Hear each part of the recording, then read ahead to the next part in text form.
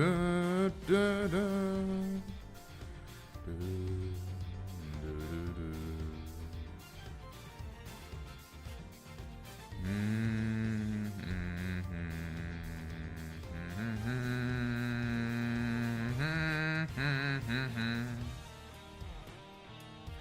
and welcome to what I call a new stream, and today we are going to be playing Ace Attorney Investigations Collections, Case 5 Part 3. Now, in the last stream we have successfully found out why this case is so bad. It's the writing. And not the writing of, you know, the murder itself. It was the dialogue writing that was mostly bad. So, we should continue with non-character writing. I'm gonna try to enjoy this case and ignore what the characters are saying. I will fail, but I will try. So, shall we press any key? Continue with the goddamn case. Turnabout ablaze. Also, I set up a bunch of buttons.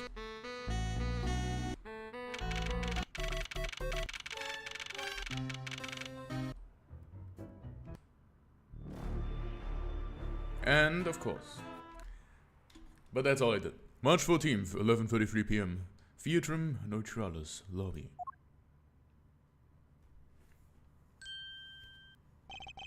Bro is on that streaming grind. I'm on the grind to beat this fucking game because I don't want to play it anymore. That's the actual grind I'm on. Agent Lang.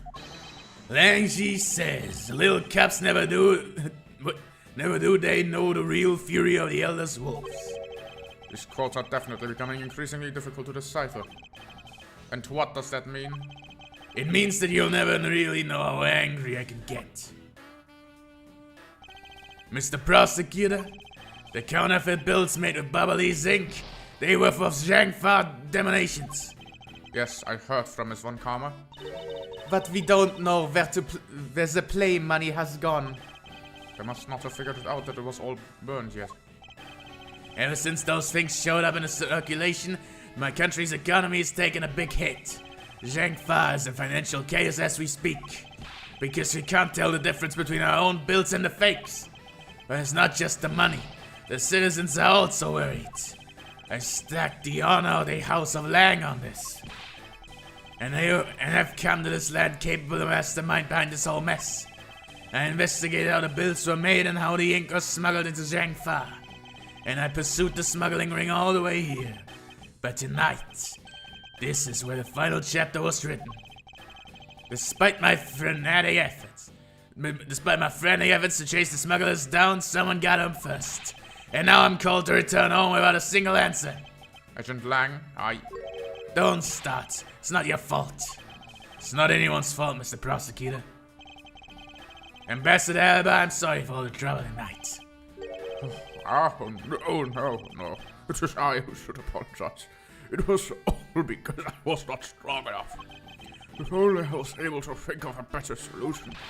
Curious, you fool. Curse your empty brain. You're being too hard on yourself, Ambassador. I take full responsibility for the night and the story. Sheena, let's go. Time to return to our den. Yes. I don't like to admit it, but there's not much else for us to do but to go home as well. Agent Lang, a moment if you... You wolf managed to hold that objection, pal. Detective Gumshoe? Have you got the results of the handwriting analysis already? Yep, and that note was definitely written by Mr. Koshin, sir. Just as I thought. Good work, Detective. Hey, Mr. Prosecutor, how long do you intend to hold us up for? Sorry to have made you wait, but I believe that now everyone is finally here. Agent Sheena, I'd like to ask you something, if you don't mind. Yeah? How exactly did you fail to see the Atagarasu? When you were in the neighboring room to where Mr. Kochin was killed. I'd like you to explain that to us. Hey, Mr. Prosecutor. What are you doing asking her about something she didn't see? Agent Lang hasn't touched the Babal investigation at all. So I suppose I will need to explain a few things to him first. Miles Edgeworth, I can't even begin to imagine what's going on in that head of yours. The only thing going on in my head is the pursuit of the truth. Oh? It sounds like you have some sort of plan. Very well, I supervise you until the end. She's seriously going to treat me as a subordinate for the rest of the day. You're not trying to pick a fight with my subordinate on some flimsy guess, are you? I'm not trying to pick a fight, and the evidence is hardly flimsy, as you will see.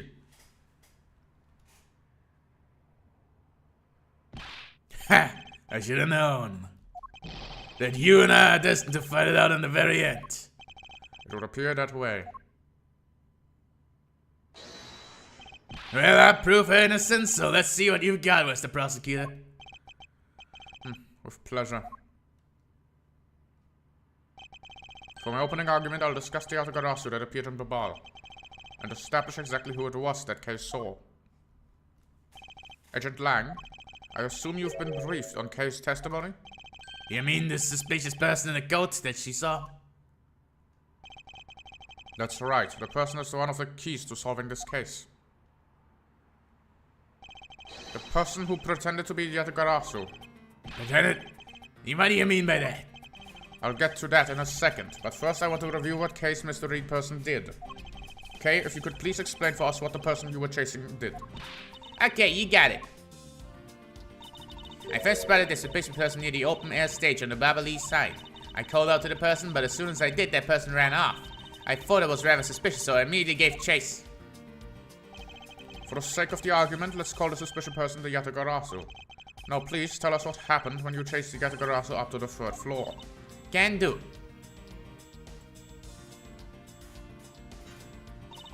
I chased the Yatagarasu all the way up to the 3rd floor of the Babalese embassy. It was a pretty straight chase down the hallway until the sudden turn. The Yatagarasu disappeared around the corner, so I did my best to catch up.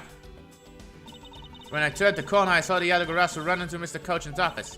I gave chase and ran into the room. But when I entered the room, it was pitch black. I couldn't see a thing. I found something on the ground next to my foot, so I turned on the light, but then... Ah! Who's there? By the time I turned on the lights, the Yatagarasu had disappeared. When Kay entered the room, the person she was chasing was already gone. Why do you suppose that was, Agent Lang? What do you mean, what do you suppose? Isn't it obvious? The person slipped through the door behind the girl under the cover of darkness. Sorry, but I know for a fact that person didn't escape through that door. Huh? How do you know that with such certainty? That's easy. If the Yatagarasu had left through that door, they would have run right into this person. Well, that's fucking obvious, isn't it? Callisto, you, I mean, of course, Sheena, which is a totally different person. Take that! Your answer is Sheena? Yes, because let's consider what would have happened if the Yatagarasu had used the door. When Kay screamed upon discovering Mr. Kochan's body, the Yatagarasu would have run right into Agent Sheena, who was in the next room over. Yeah. Agent Sheena, would you mind telling us if you saw the suspicious person in question? No, I didn't see anyone. You see? And therefore, the Yatagarasu could not have escaped through the dots. It just means that the creep slipped out before Sheena made her way into the hallway. I doubt that, as there was another person in that hallway. A certain detective. Detective Gumshoe, where were you exactly at the time? Misa? Well, when I heard Kay's scream, I ran toward Mr. Kochan's office from the opposite direction of Agent Sheena, sir. Sergeant Lang, can you explain how someone could have eluded both of them? Even you must concede that under these circumstances the door was not a viable route. Yeah. Way to go, Mr. Edgeworth. You know them with just an explanation of what happened. Yes. I've eliminated one possible escape route from that room. But that's far from over. I need to make Agent Lang aware as well of yet another possible escape route the Yatagarasu could have taken. I get it, so that's what you're trying to show me. Hey, Mr. Prosecutor, let me guess. This is what you're trying to say, right? Because the door's not a viable escape route, then there must have been another way out. Precisely. Obviously, there's the chimney, you fucking idiot. Hey, Mr. Edgeworth, it's time to bust out of a revolving fireplace for explanation, right? No, not quite yet. Why? Huh? But why? I thought it would be the perfect time. The revolving wall on the Babalese side is known only to 4 people. And if we use that information unwisely, the truth may escape us in the end. Are you fucking stupid? Just tell them how it happened. It's pretty fucking obvious. The door is revolving, so the Yatagarasu went out that way. And there's a bunch of evidence that concludes to that theory. So they went out in that room, and in that room should be Sheena. And since Sheena didn't see the person, it must be Sheena. It's very fucking obvious. What the fuck are you on about, Edgeworth? That if we reveal this information too soon, it's gonna elude, the truth is gonna elude us. Shut the fuck up, Edgeworth. That's not how the truth works. You idiot. What's about the whispering over there? Figured out your tactics? Nothing of the sort, Agent Lang. Come, let's continue where we left off. Smack. Oh, the attitude I used, you really rubbed me the wrong way, you know that? Well, no matter. I figured it out already anyway. The only other possible escape route besides the door is the room's lone window. Look, I get it. I get what you're trying to do here. Just like he doesn't know of the fireplace being a revolving door, but it's on the map. We have a map in front of us. It's right there. It's like anyway. And since an eerie picture of said escape route exists, are you saying that this photo captures the moment of the Yatagarasu's escape? I guess Detective Bad must have filled him in on this photo. I have to admit that at first I thought the window would be a possible escape route as well. However, I do know that it is impossible. Now I realize you may not know this, but humans can't fly. Why are you so shocked? Humans can't fly. Oh! Of course I know that. That's bloody common sense. Besides, I never said I thought that photo would be the Yatagarasu's escape route. I suppose not. Alright, then explain yourself. The shadow in this picture is not the Yatagarasu that Kay was chasing after. You can say whatever you'd like to say in whatever language you want. But there's only one language I really understand. The language of evidence. Very well then. I present to you proof that the person Kay saw is not the same as the one in the photo. I don't fucking know. The fact that they obviously went through the chimney, it's like just taken after the first fire, I guess. So that would be a different time. Let me explain to you precisely why the shadow in this photo is not the Yatagarasu Kay saw. Kay spotted the Yatagarasu heading for the third floor during the second fire. However, the photo in question was taken just after the first. Yo! Yeah, way to go. That's twice you've bit him in the butt now. You're not done yet. You still have to explain what their shadow is, and how the Yatagarasu escaped. I don't suppose you can answer both, can you? Regarding the photo, I admit that we don't understand what it means quite yet. Ha! As I thought. However, the Yatagarasu's escape route, now that I can answer. You can? Well then, Mr. Prosecutor, go on, enlighten me. Even if I explain it, you'll try to find some flaw with what I have to say. You were busy heading up the Alabastian investigation, correct?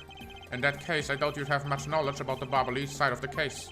So wouldn't it be the best if I give the lead on that side, Agent Sheena explained in my stead? Yeah, Sheena is my subordinate. If I don't stick up for her, how can I look her in the eyes and call myself a boss?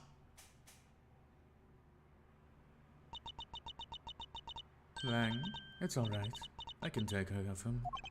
Sheena? You shielded me a lot as a boss.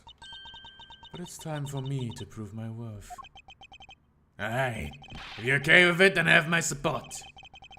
Finally, it's not just Agent Sheena and myself. This is where the battle really begins. Now then, what is it you'd like to ask? Let's see. Why don't we start with your movements inside the Barbalese embassy? Sheena's movements. During the first Barbalese fire, I assisted in putting out the fire. During the second fire, I was searching for the Yatagarasu that had appeared in the bar.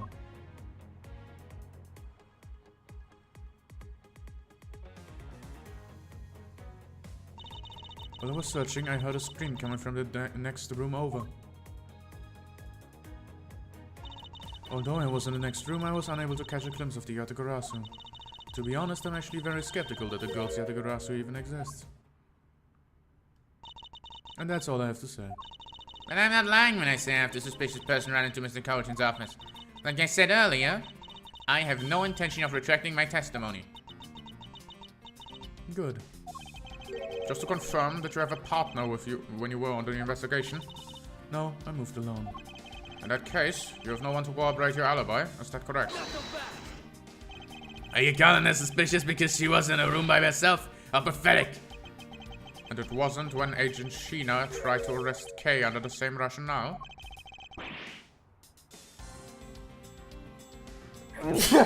Anyway. Now how about when you accused Larry because he was the weapon's owner? Yeah. Not that it's unexpected for that useless lump to get into such a situation. Although I suppose it's never a good idea to let mistakes go uncorrected. I'll make no excuse for what I did in that situation. And you should apologize right now for making Kay out of the killer, pal. I'm sorry.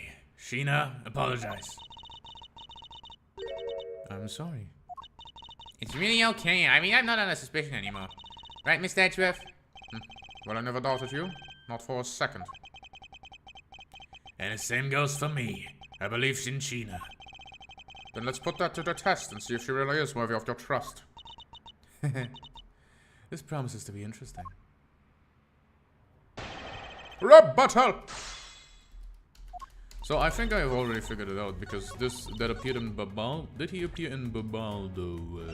I'm not sure. Was it Babal he appeared in? Which one's which again? I forgot. So this is it was a fake, but sort of the real original from Alabast. Okay, so he didn't appear in Babal, he appeared in Alabast. How do I show that? I mean, she can't be looking for the Yatagarasu because the Yatagarasu was the other place. Creating a distraction. That's very obviously the thing. But like, how do I show that? The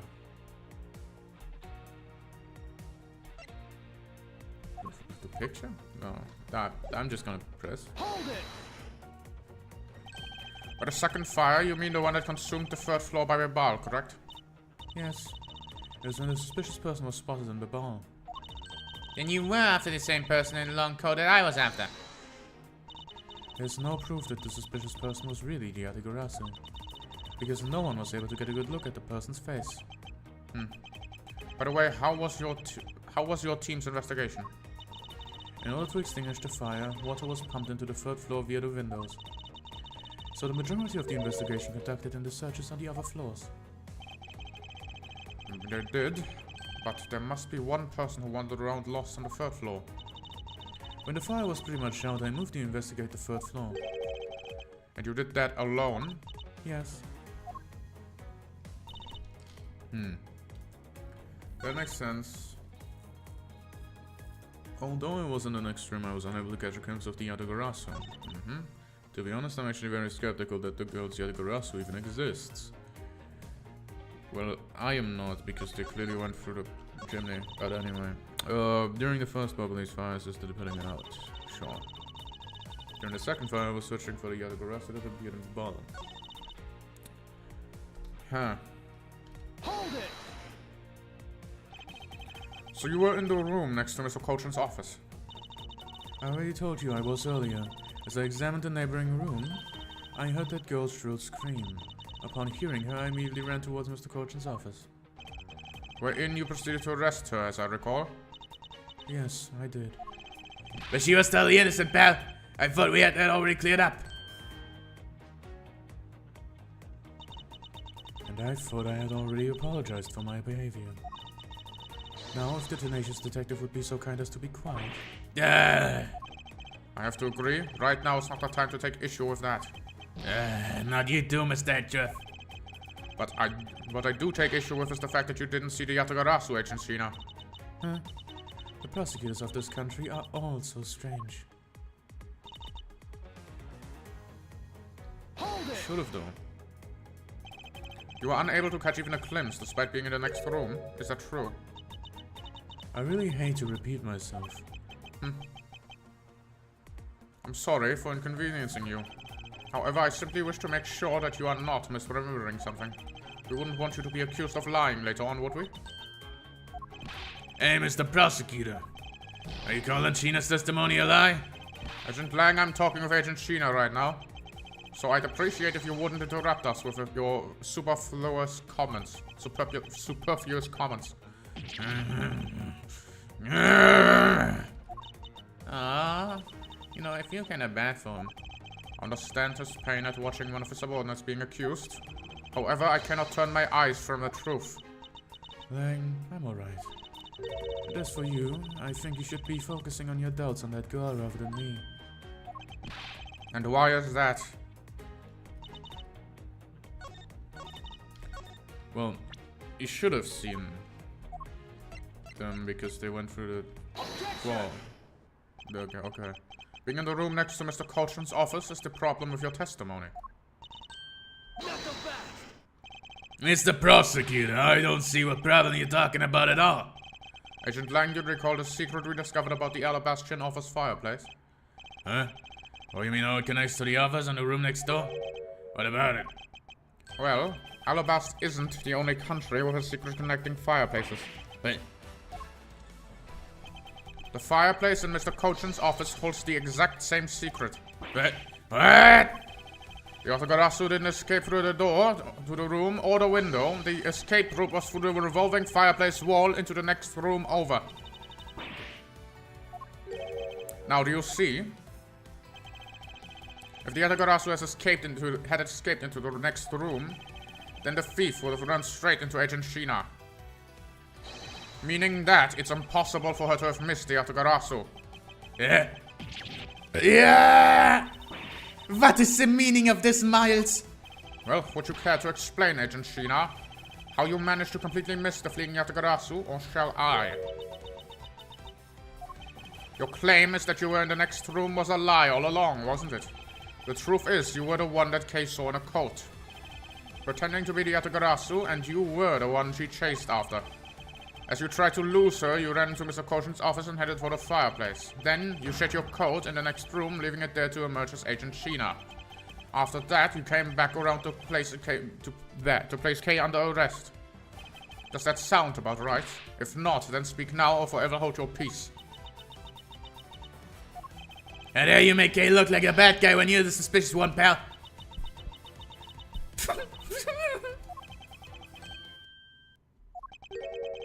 Sheena?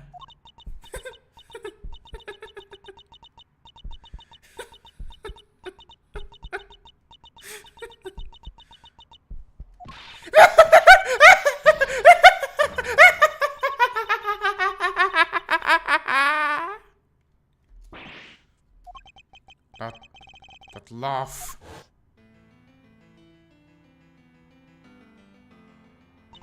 I remember this irritating laugh. I'm getting chills down my spine. It can't be. It has to be. Sheena, what's wrong with you? I'm sorry. It's so funny that I couldn't help but laugh. Funny, you say? Yes, that you would accuse me of being the Yatagarasu. The prosecutors of this country really are all so very strange. Do you think you can get away with this by simply laughing it off? You think I'm taking things too lightly? I think not. I think that prosecutor one is who is. Look, everything you said earlier is nothing more than mere speculation. The Yatagarasu fled through the fireplace. Do you even have proof that back up your claim? If you don't, then you haven't proven a thing regarding the Yatagarasu's escape route. The tone of your voice, you're talking with me now, has certainly changed. That's because it's been a while since I've had this much fun. I think I'll let loose and just so we can have a real battle of wits. For an agent of Interpol to show me the true power of a mind, it is a great honor. Don't underestimate me, I'm not some foolish broad, you know? I know, and that's why I won't hold anything back either as I answer your question. My question? Here's your proof of the revolving fireplace wall was used recently. The fireplace. The proof is the fireplace.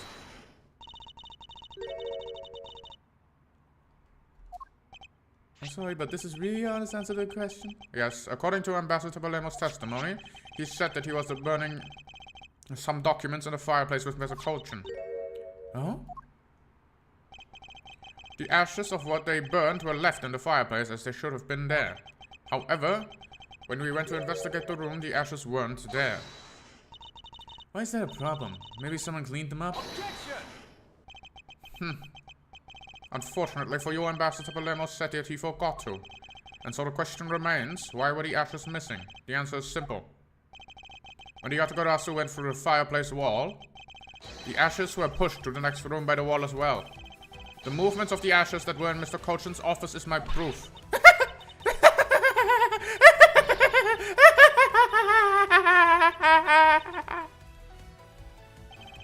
And just what is so funny? Ashes proof? Can't even allow to submit such flaky evidence in court? You still wish to fight us? Of course, why wouldn't I? In that case, let's hear your counter-argument. My counter-argument, huh? It's just me like being in court. Well, to me, we're simply continuing on from where we left off all those years ago. I have no idea what you're talking about. It doesn't matter if we were at a crime scene or in court. Let's finish this here and now. I suppose. We've had a lot of fun today, but I grow wary of this game of cat and mouse. Let's make this the last testimony and wrap this absurd case up once and for all. Sheena's rebuttal. In my eyes, all you've proved is that the rotating fireplace wall was used. But you can't really call that proof of the Yatagarasu used the fireplace, now can you? So then, who was it that used the rotating wall? Show me your answer with real evidence. Remember, we've already finished a very thorough investigation, and we found not a single suspicious thing in Mr. Colchin's office. And there you have it. My counter-argument. Gah! That's very impressive. Just seems through the fact that I have yet to gather one piece of evidence. Why is it, Kay? I haven't had a peep out of you from quite a while now. If you don't think you can handle it, feel free to leave the rest to us. But Okay. Pull yourself together. You are the true heir of the Yatagarasu name, are you not? What the fuck are we doing here? If you want to steal the truth, then you must never take your eyes off of it. This chase you're running to catch the truth, you must see it through to the very end. Mr. Edgeworth. You're right, I will see this through to the end. So, you go get it for me, Mr. Edgeworth. With pleasure. Why did we have that scene? She's not the one doing anything. It's Edgeworth. Okay, anyway. Looks like a lack of evidence has left you wide open, doesn't it? Sheena? Please, show me as someone I can trust. Don't worry, this will be the deciding match, you'll see. I'm truly sorry, Agent Lang, but I simply can't allow her to escape me again. Very well then, Agent Sheena, shall we begin? I'm ready whenever you are. Can we search her for guns? Rebuttal!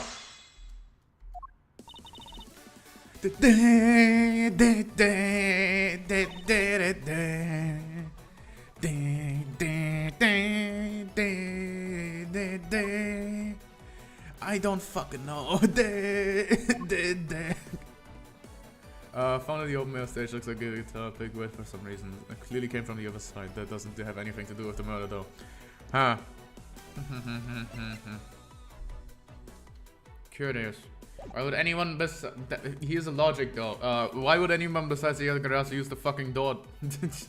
we can ask around, hey, who used the door? And if no one has used it, then hey, it's the other Yatagarasu. Like, I don't. What's this argument? So you want to prove that the Yatagarasu was the one who used the fireplace? That's right. Well, do you have any? Ugh. Can you prove that it wasn't the Yatagarasu who used the fireplace? I don't need to prove anything to you. Objection! Okay, if you could please not steal my line. Sorry, but I couldn't hold it anymore. Well, don't fret or leave her to me. All you have to do is sit back and watch. You may seem to have a wiggle room, but without any evidence, it's meaningless.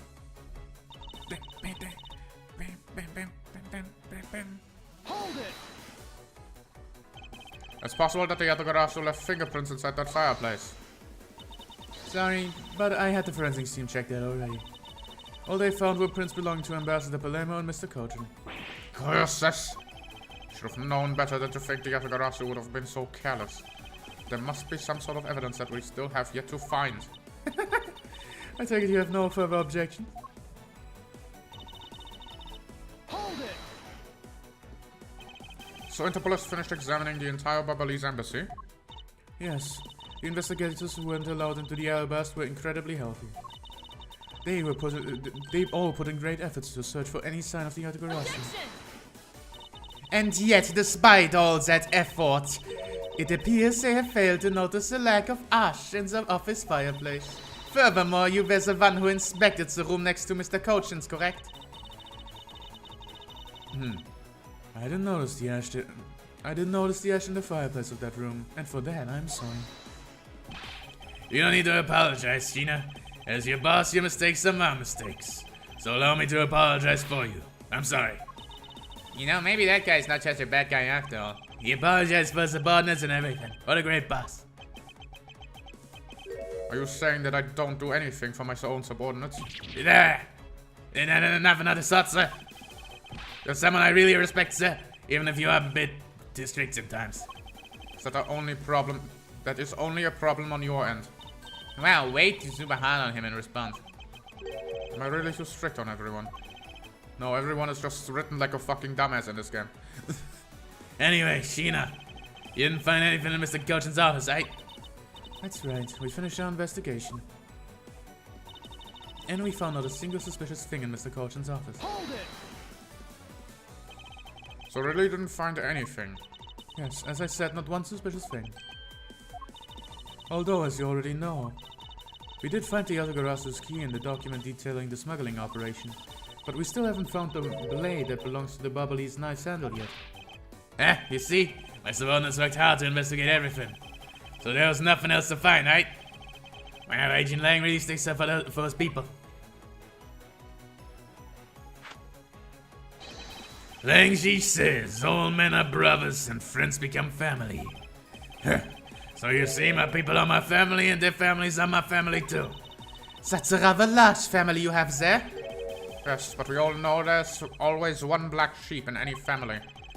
And though it pains me, Agent Lang, you will know the black sheep in your family. So, you actually have any proof that the Yatagarasu used their fireplace passageway? Oh, I haven't found any yet. Then what are you going to do? There's no need to worry, because there is a loophole in Miss Interpol's agent's argument that we can exploit first. The one in charge of the Babalese investigation was not Agent Lang, which means that with Agent Sheena in charge, it's possible she may have tampered with the evidence. That piece of evidence that we found. There's one thing I do know, that is something tried to hide from us. So this is clearly the statement. So we didn't find anything suspicious in the in Mr. Cochin's office, but like the knife. The knife is from the other thingy. And the counterfeit bills were burned. There's a lot of suspicious things in that room. I don't know which one I'm supposed to show. The ink wasn't burned, even though there was a fucking green fire. Which one am I supposed to show? There's a few suspicious things going on here. This, none of which relate to the fucking fireplace. Didn't find anything in Mr. Cochin's office. It should be suspicious because the knife. Because the knife is definitely Alabastian. Objection! It's not that.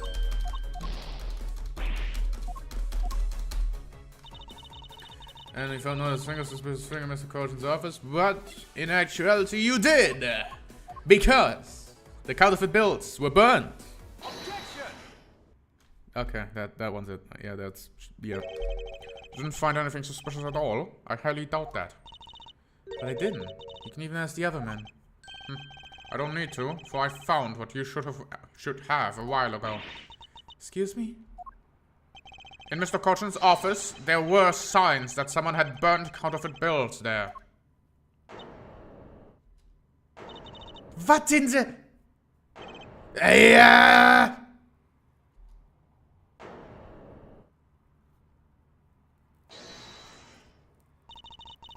That evidence was something you found through the girl's machine, right? So what if it was? Ah, that's what I thought. But unfortunately for you, a recreation made by a machine is hardly concrete proof. Among the ashes you found in the room, did you happen to find any counterfeit bills? No. You see? So there was nothing in that office, nothing you can call evidence anyway. Objection! Speaking of the things that you Interpol agents have missed, I did find one more. Your pompous attitude is unnecessary. All I require is the evidence. Very well. I'll show her the hidden piece of evidence that her and her fellow Interpol agent missed. Missed what? Huh? What do you miss? What do you mean? Everyone missed the door, but I guess they also missed the wire. You want me to show the wire? I'd like for you to take a look at this at this length of wire. And what exactly is this supposed to mean? A length of wire. So what about it? I'll tell you what, we found this in the Barbalese embassy not long ago. Right? And we found it wound up inside the grandfather clock in Mr. Colchin's office. You found that at the scene of Mr. Colchin's murder? So I think you'll agree now that I cannot trust you when you say that your Interpol has thoroughly checked every room, and that this throws doubt on the purity of your investigation into the Yatagarasu. You still suspect me, I see. Alright then, I'll ask you to point out what part of my investigation is incomplete. The other Interpol agents worked under the command of Agent Sheena. It is not possible that the reason the person K was chasing to the 3rd floor was because that person knew that there would be no other agent on that floor. Furthermore, we've come to see that Agent Sheena was only pretending to be investigating the Yatagarasu to the point of arresting K. In that case, there's one location that has yet to be inspected. Your team's investigation was incomplete because they failed to inspect this location. Take that! The location, Agent Sheena, is of course the room you claim to have examined. I believe the room next to Mr. Colchin's office warrants a thorough inspection. Even if you do that, I doubt you find anything of use to you there. I will be the one to decide that. Detective Gumshoe? Yes, sir. I'm on it. I'll be right back after I check out the room next to the office. And then we stand. Hey, Mr. Edgeworth. Do you really think that Miss Sheena is the Yatagarasu? Yes, if my logic is sound, I believe she is. Then I'm not going to let her get away with ruining the name of the Yatagarasu. But can you prove she's the Yatagarasu in question? If Detective Gumshoe can find what I'm hoping he will find, then I should be able to. And just what are you hoping she'll find? He'll find? Fuck. Let's just say that I had Detective Gumshoe do a little experiment for me earlier. An experiment? If that detective has the brains for high science. It wasn't that mentally taxing. I had him use the same escape rope as the Yatagarasu. And what did you find out by doing that? First, that it's possible for a person to fit through the revolving wall door. Second, that by going through there, his coat was covered in ash and Barbalese ink. Who cares for his coat what was covered in? It's not worth that much anyway. Ah, but it's really worth so little. I believe that it's actually quite meaningful, the result of the value of which I'm about to prove. Mr. Edgeworth, I found something you really need to see, sir. Oh? So what are these things that you found? Some makeup and a coat and a pair of shoes, sir. You found the coat? You hear that, Mr. Edgeworth? Maybe it's the one person I was chasing was wearing. Yes, the possibility does exist. Agent Sheena, were these pieces of evidence not in the room when you examined it? Unfortunately for you, those aren't suspicious items of any sort. They all belong to me. They were getting in the way, so I stored them up in that room. Thank you for bringing them to me. It saves me a trip. May I have them back now? Hold it! These items that the detective brought back are incredibly significant. I requested that I be allowed to examine them. They're my personal belongings, so you have no right to touch them without my permission. Objection! I wish to examine them for the sake of the investigation. But if you were to deny us access to them, Agent Lang, let's hear your opinion on this. I say let him look at your stuff, Sheena. Lang? Sheena, let's put it all out in the open. If you really are innocent, then you have nothing to worry about, right? I guess so. Alright, go ahead and examine whatever you'd like. After all, I have nothing to hide. Good. Now let us begin. So which of Agent Sheena's belongings are you going to examine? So which Agent Sheena's belongs are you gonna examine, sir? Let's examine the coat. Yes, sir. It appears you man. It appears you managed to stain your coat rather badly. Agent Sheena. The Yatagarasu that Kay saw was wearing a coat. And beginning to wonder if this stain wasn't created when you went through that fireplace. No, you have it wrong. The soot is probably from when my coat was helping the police put out the fire. What about those dark substance around the hem of your coat? Oh, I didn't realize the hem was that dirty. I'm sure it's just some water mixed with soot from when I was helping out with the fire. I don't think so. You think you can get away with such a transparent lie? Yeah, don't like us, pal. It's the same pattern of dirt that got on my coat when I went through the fireplace. Your words still ring hollow in the absence of evidence, you know. So unless you can prove that the dirt on my coat is from the fireplace... Which I can. How? You did a great job, Detective Gumshoe. Huh? Me, sir? What I do? The coat. This is exactly the piece of evidence I was searching for. I had been hoping to find the coat that the person Kay saw was wearing. And thanks to you, we proved that going through the fireplace would sully a coat. I don't quite get what you're saying, but I'm happy for the place, sir. All that remains is for us to show what a dark substance on the coat hem is. Oh, you think you can do that? Of course I can. This is the dark substance that sullied the hem of the coat. Are we fucking stupid? Can no one else figure this out? Babalise ink? Yes, this is what will prove that your coat went through the fireplace. According to the Ambassador Palermo, he burned some files in the fireplace this morning. You told us about that already, but I don't really see the point of mentioning it again. My point is that he spilled some ink onto the back wall of the fireplace at the time. If the dark substance on this coat turns out to be Babali's ink, it would prove that you and this coat went through the revolving fireplace wall. So I've clipped one of your wings, Yatgarasu, but we're not finished yet. But you have no way of proving whether or not the this is Babali's coat on the coat hem. Babali's ink on the coat hem. Oh, but I do, and I intend to show that it is ink from a few seconds. How? How, you ask? Well, since you don't seem to know, allow me to show you. This is how I will prove that the dark substance in the coat is Babali's ink. The coat. We can find out whether it is Babali's ink or not by lighting it on fire. That's how you're gonna prove it's Babali's ink? Yes? If you please cut a section of the coat state area, I'd appreciate it. Because I will show you here and now what the dark substance is. Sheena, sorry to do this, but I'm gonna have to cut off a bit of your coat. Go ahead. Go ahead, I wasn't planning to wear it anymore anyway. Now then, if someone could loan me a lighter or something. No, I got some matches. I always carry them with me so I can light some smoke bombs. Then, if I could please have one, Kay, you get this experiment underway. The Flamme is the same color as the flames white crystal oil produces, which means Babali's ink is the product of with crystal oil, and when it's lit, the ink produces a green flame. I believe the time has come to clip the Yatagarasu's other wing. Miss Sheena, you're the fake Yatagarasu, the one who killed my father. It's about time you came clean, Agent Sheena, or should I say, Callisto you? Hey, Mr. Prosecutor, you're not serious, are you? Do I look like I'm the joking type to you? Callisto, you never heard that name before in my life. In the manner of speaking and that attitude, you haven't changed a bit in 7 years.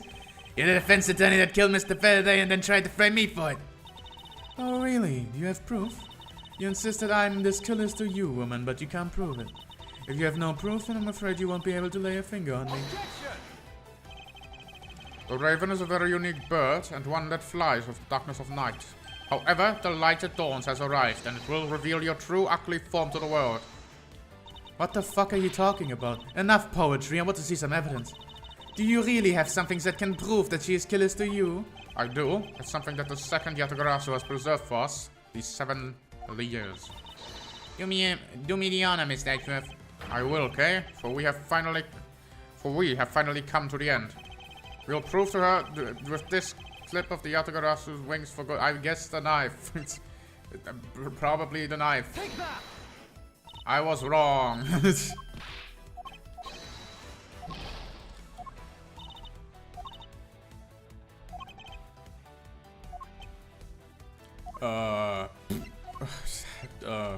Curious. So the reason for that is that that's of course naturally it was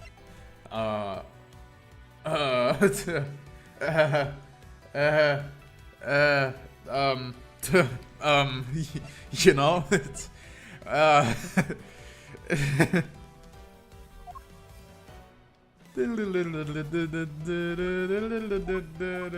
don't know. Take a fucking fingerprint. I don't fucking know. It's not that hard. It's just take a fingerprint. It's just.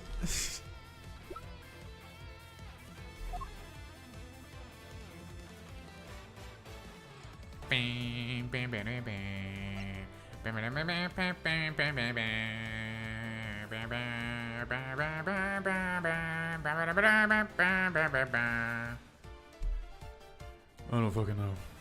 Don't fucking know. I don't fucking know. It's not the knife.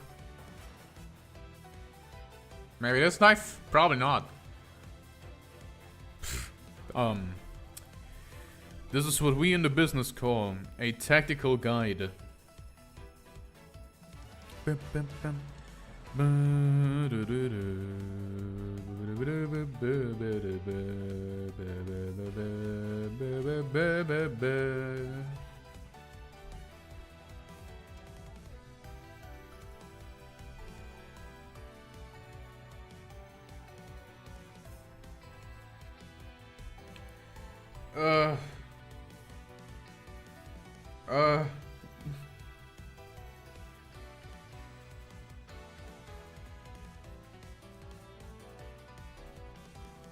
I can't find it. Fucking goddamn.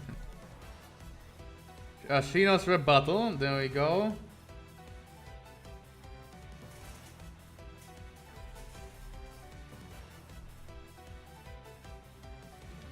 No. What the fuck? What is this? What is any of this? Ah! It was,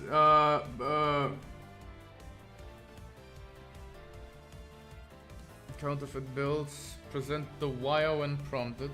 Okay. Point to the room. Yes. Choose code. Yes. Burn the code. Yes. Present misused perfume.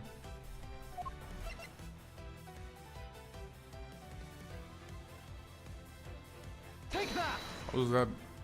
How does that prove that? This perfume, it will prove you to be Callisto you. It will? Kay has preserved it perfectly for us. Surely you remember this bottle? This belonged to Miss Yu just before she disappeared 7 years ago. Naturally, this means that a few of her fingerprints are on here as well. I'm pretty sure those would be like in an archive. Cause like she was a defense attorney. She was like she was in a court of law. We would have her fingerprints outside of that bottle. That is stupid. That's just stupid. This is a bottle of perfume you spilled, which I have preserved ever since. I heard from my father, Brian Faraday, that if stored under the right conditions, a fingerprint can be preserved for decades. Which means that your fingerprints are still on here. Every last one. We can clear everything up if we were to compare the prints on this to your own. Now come, Agent Sheena, will you submit yourself to a fingerprint test? It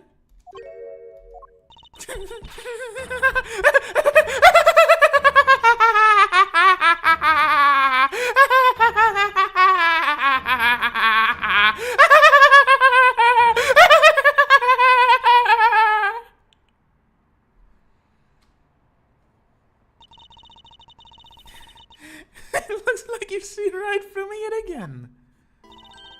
You're sending the biggest shield out my spine, Edgeworth. Callisto, you? So you've shown your true face at last. This feeling of thrill is even greater than that time 7 years ago. Sheena, you. I really enjoyed our days together. You're an insanely strong, nice, kind-hearted idiot of a man. So you're a spy all along? A mole sent by the smuggling ring I've been chasing after. Someone who's been feeding them intel on Interpol all this time? Very good. Maybe you're not as big of an idiot as I thought. Callisto, you, the woman who killed my father 7 years ago. You're her, aren't you? The fake Yatagarasu. That's right, Callisto, you. Just one of my many names. But even that's just a facade. Good evening, ladies and gentlemen. I am the great thief Yatagarasu. Callisto, you, this time you won't escape, for this is the end of the road for you. Now come along quietly. You know, you're the one left strongest impression on me, Kay Faraday. Had you not used the Yatagarasu's gadget, I might have never known who you were. But here you are, being a thorn in my side, just like your father always was. Okay, don't. I'll never forgive you for what you did to my father. You really are just like him. Mr. Faraday, too, possessed such a laughable honesty. Okay. You let go of K right now, pal. You despicable. Let go of me, you filthy... You think I'm a fake, don't you? Well, unfortunately for you, I'm the real Yatagarasu. That's impossible. My father was the one who created Little Thief. Hey, Mr. Edgeworth. The Yatagarasu has 3 legs. Do you know why that is? Well, he has 3 legs. There's 3 main reasons why the Yatagarasu will always be 1 step ahead. First, the Yatagarasu always knows the exact location of the target object. Second, the Yatagarasu always knows exactly how to disarm the security system. No, it can't be.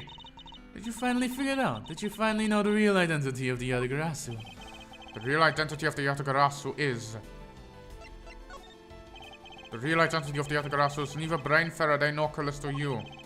But by the same token, they are both also the real Yatagarasu. How very perceptive of you. No way. The single person known as the Great Thief Yatagarasu never existed. Mr. Edgeworth. No, I refuse to believe this. The Yatagarasu is known to have 3 special skills.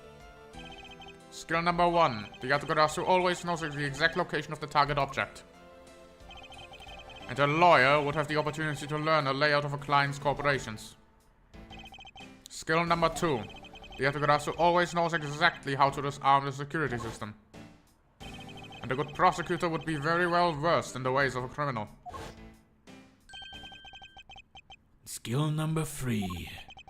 The Yatagarasu doesn't leave a single shred of evidence behind. Ever.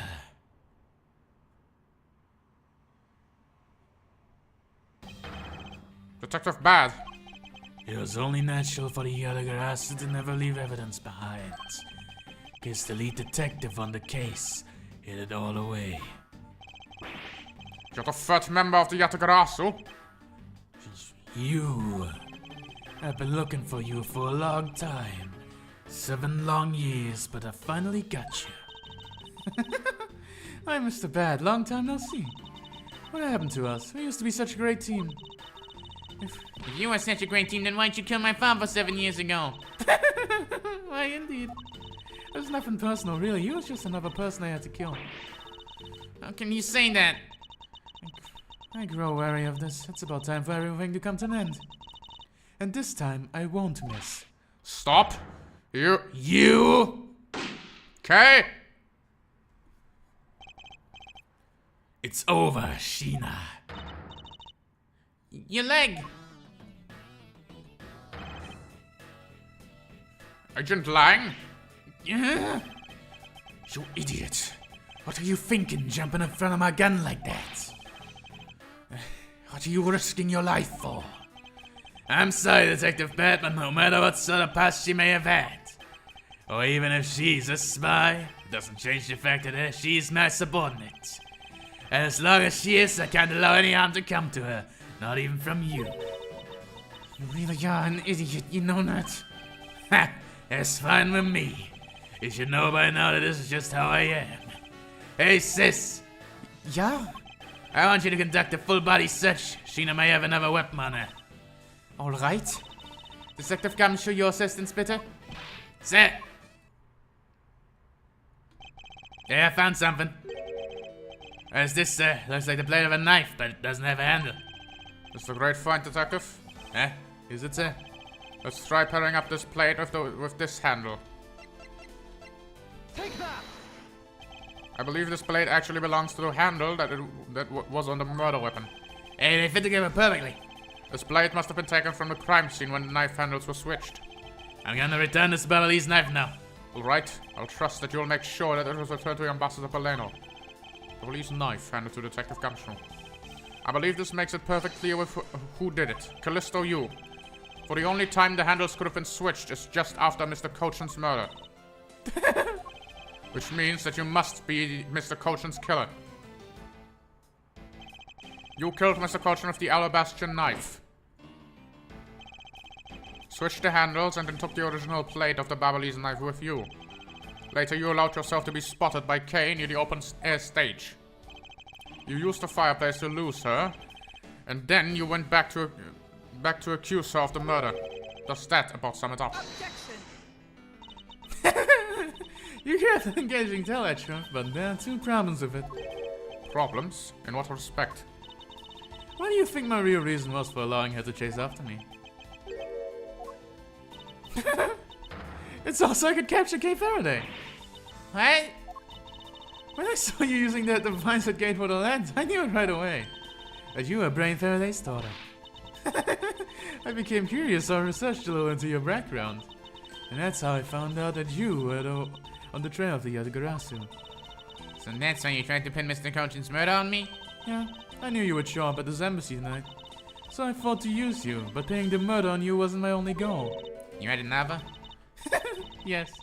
Only once you'd been under arrest, I had planned to search you and take back the device to its rightfully belongs to me, the true Yatagarasu. You were going to take little thief away from me? 7 years ago, it was thanks to that device that Mr. Faraday was able to infiltrate this place. But he stole more than he should have. I had a tough time recovering that precious key. Then the person who stole the Yatagarasu's key was Mr. Faraday. That's incident 7 years ago. What was the catalyst behind it? In the eyes of the smuggling ring, the Yatagarasu was becoming a bit of a problem. It wasn't an especially pleasant assignment. Then why? Why did you become a member of the Yatagarasu? Why? There's no why. I was destined to betray everyone from the very beginning. From the beginning? What is that supposed to mean? The person I take orders from hasn't changed, even now to this day. Does this mean that the leader of the smuggling ring wasn't Mr. Cochin? And the real ringleader is still out there pulling the strings? Are you done asking what you need to know? Because if so, we should probably get going. I have a hole in my leg. If you're gonna tell us everything you did tonight, you understand, Sheena? I guess I should tell you. Then, how I was able to... I guess I should tell you then, that I was the one that set the Babalese embassy on fire. And why did you do that? I suppose it was to destroy all evidence of the counterfeit bills. That was the smuggling ring I was trying to do, but then I start two fires. Sorry, but I can't tell you anything about the ring. It's your job to complete your investigation after all. I've had my fun. Now it's your turn to enjoy the ride. Wait, I mean Miss Sheena. Yeah? When I fell onto the floor earlier, these fell at my feet. What about them? They're such pretty hair sticks that I thought, well, I should return them to you. You can have them. They're no use to me anymore. But if you don't want them, you can always just throw them away. No, I want to keep them. Suit yourself. Oh, that's right. I almost forgot, Edgeworth. About the second problem I had with your story. I didn't kill anyone tonight. What? I'm not saying that as a sore loser. Think of it as a hint if you will. Mr. Prosecutor, Yes, Agent Lang? mark my words, I'm not done here and I'll be back. And it's got nothing to do with your duty or anything because this has become my personal case. I may have been shot, but I'll show you just how dangerous a wounded wolf can be. His anger appears to have negated the sensation of pain in his injured leg. Why are you going one step at a time? This is very awkward. Okay. It's finally over, Kai. I feel like I've peered into her heart a little, you know? And it's so cold and dark. It's incredibly lonely. And the person who was giving all of these commands, that one, the one who thought my father was a problem to be removed. That person is the real ringleader behind the smuggling ring. Mr. Edgeworth, I have a favor to ask. Can you hold on to these hair sticks for me? They're really pretty, just like the ones they were selling at the German Ninja show. But until this case is over, I don't think I can look at them without being overcome. I understand. I'll take good care of them for you. This is a bit of soil stuck into the end of these sticks. I guess it's that time already, huh? So it's midnight, the dawn of another day. Hey, Pops, thanks a bunch. You really done a lot for everyone all these years. Detective Bat, don't tell me today is the day.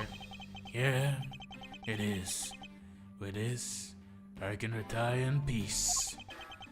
It was down to the wire, and we almost didn't make it. But we did it. We solved everything. But that's just it. We haven't solved everything yet. The ringleader of the smuggling ring, you and the Yatagarasu were chasing after.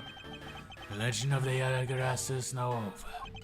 Mr. Edgeworth, a bit of logic earlier, it was brilliant. I feel like I can leave it all in your hands. I'm counting on you. Is that really true, Uncle Bat?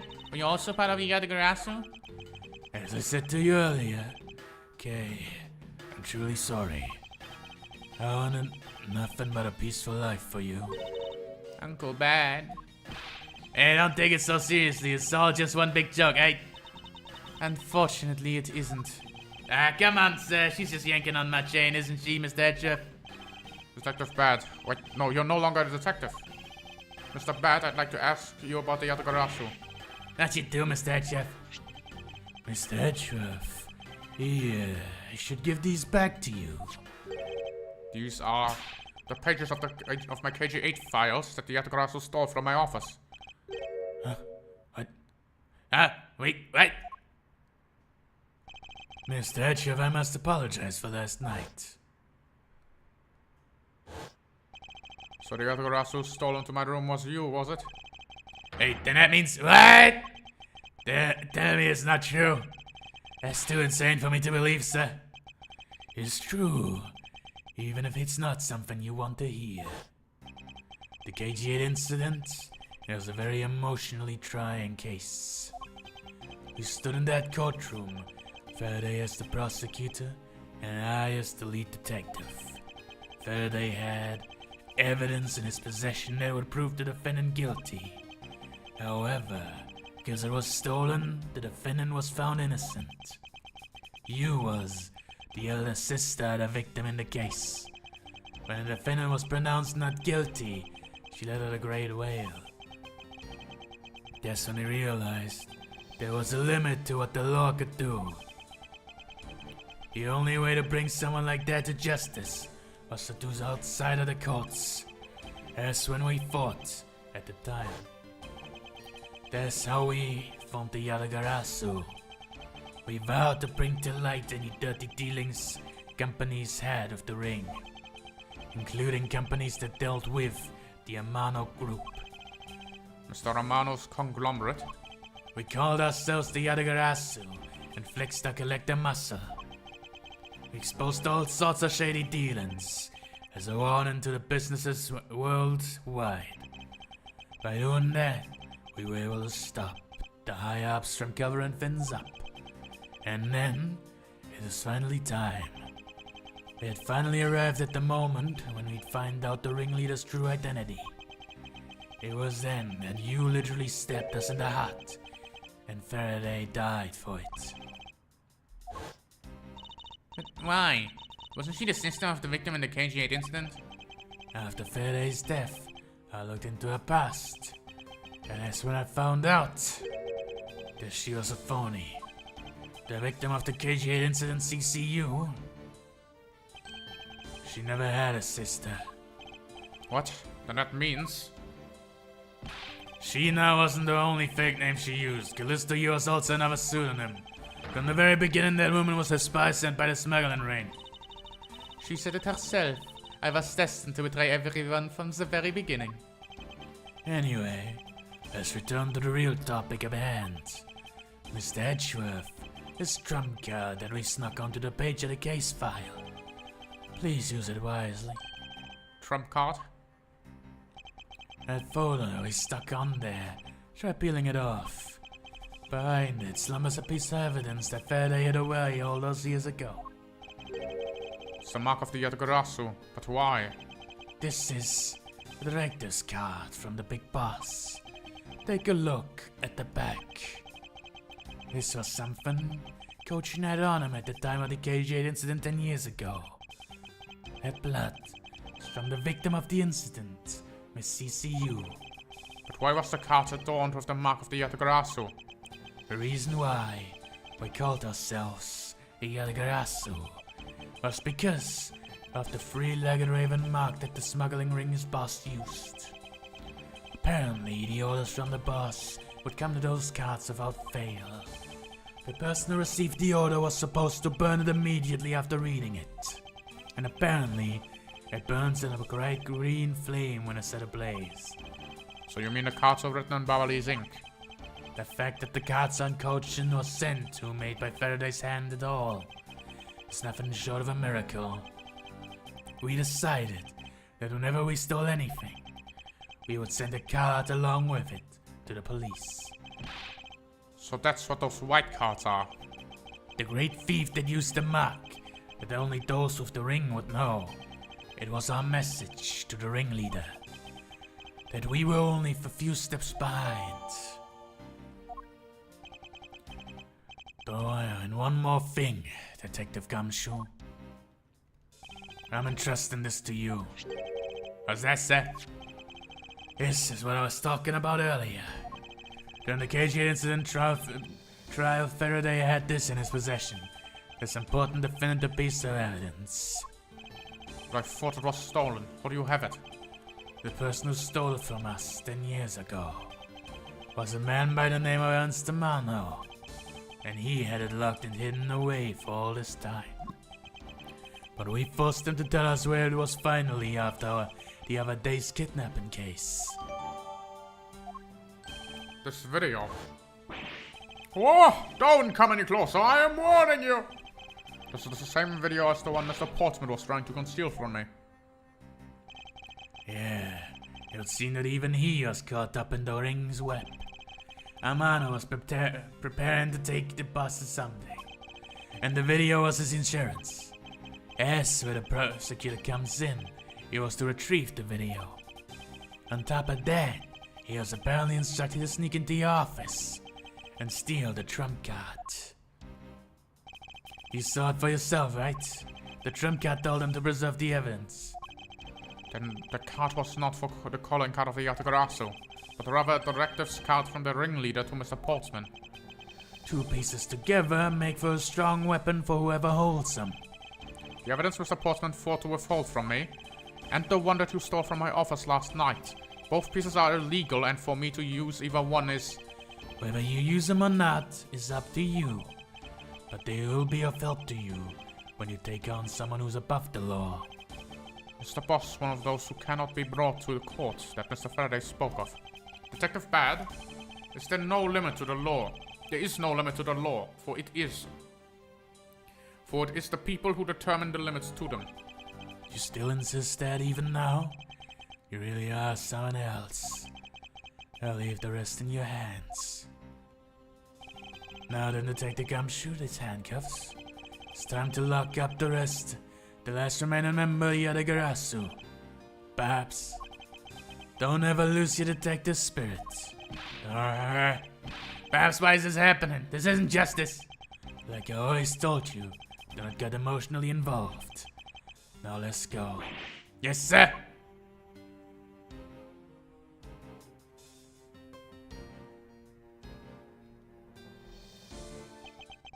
This is really the end of a legend.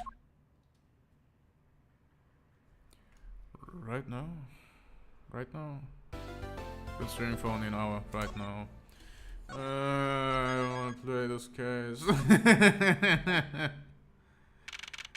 March 15th, 12:07 AM, Phoenix Neutralis Lobby. So now that we know who the Yatagarasu really was, and yet there remains so much to this case that needs to be resolved, Like how the weapon crossed country lines, for example. The two countries have incredibly strict security systems and entry procedures. Short of a miracle, it's impossible for someone to have smuggled them in. Smuggling them in, huh? We will not need to open a new line of investigation just on this aspect alone. But before we do, I would like to go through the evidence once more. Hey, there's a VCR here, sir. Now we can see what's on that tape Detective Bat gave us. This piece of evidence from the KG8 incident hidden from sight for 10 long years. I just know that this is related to my current case somehow. Detective Gumshoe, if you could please play the tape for us. Sure thing, sir.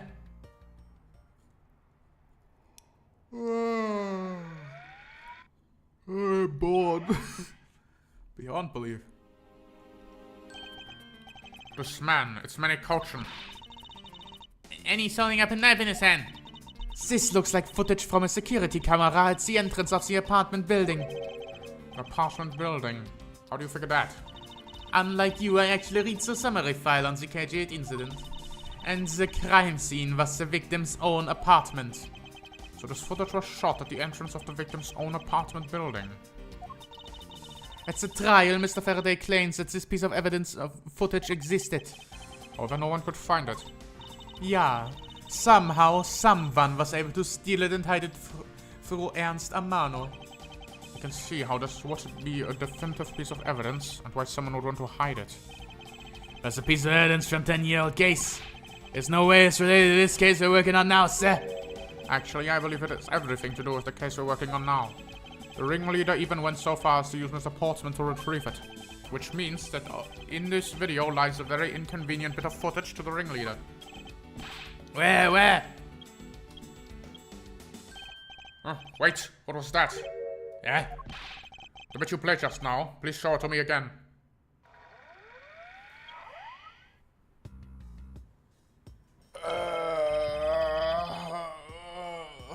Oh, fuck, I'm getting lightheaded.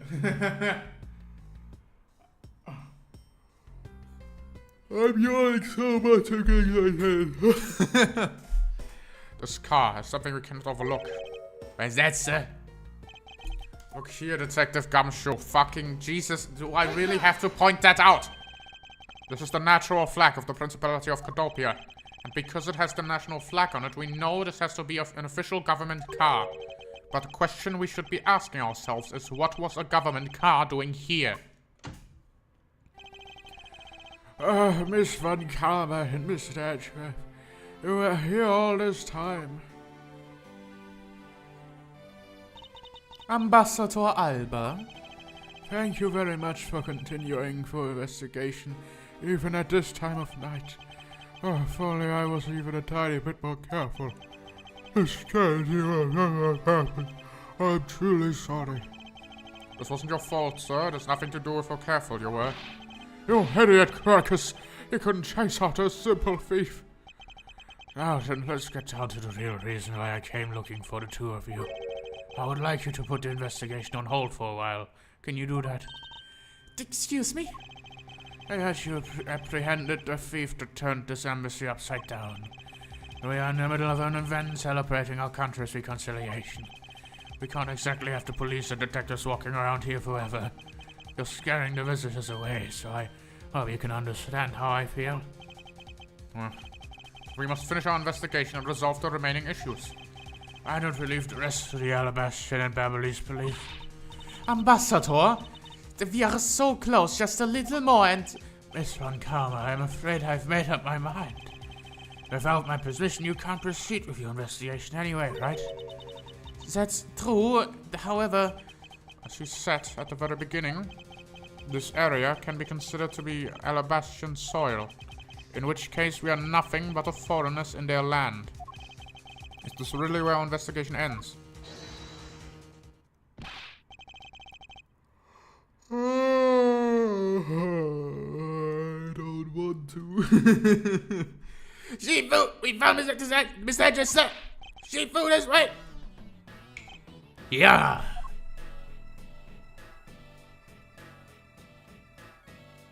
Agent Lang, you're back on the scene rather quickly.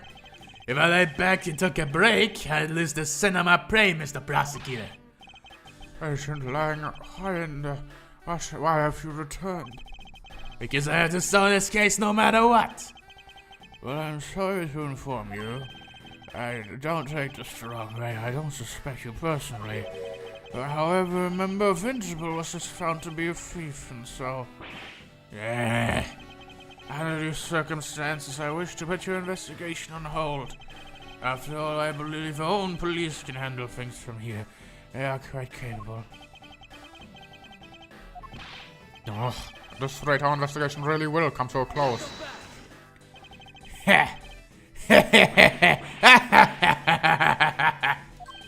Ambassador Elba, I get it now, I really do. I'm very glad you understand how I feel. No, not that. What I was talking about is...